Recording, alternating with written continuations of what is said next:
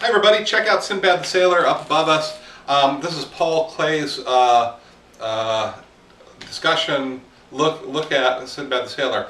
What I find most interesting, not the fish or the gridded blue, which is beautiful, or Sinbad himself, it's the black above him. I find that just absolutely fascinating.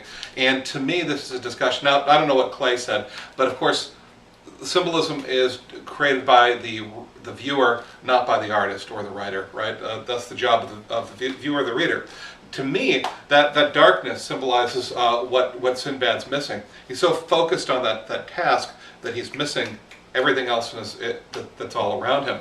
And of course, he has to be focused on that, otherwise the sea monsters are going to eat him. But what exists in the dark? Oh, that's a good title for the poem. What exists in the dark? And so now what I'd do is I'd be writing about, okay, what exists around him, what exists around me in the dark.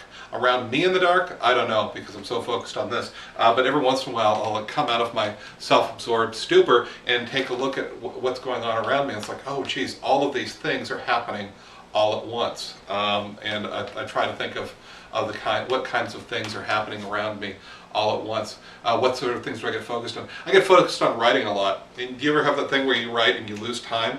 And when you come back up, it's like, oh my God, I'm here.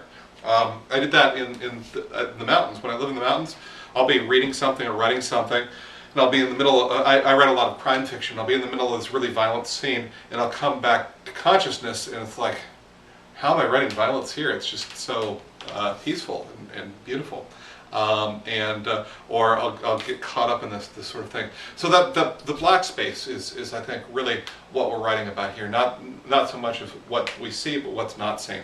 That's the way I'm going to do it. The way you're going to do it, it could be different. You could write about the monsters. You could write about a statement.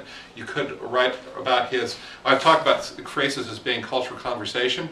He's doing an ekphrastic piece about a piece of writing. He's talking.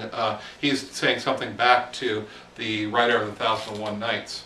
He's saying, "This is my Sinbad. This is the way I see it." And he's got this guy doing his little weaponry stuff, right? Okay, so in any case, you're going to continue the conversation through Clay with the writer of Sinbad. And when you're done, put it down below. I'll see you tomorrow.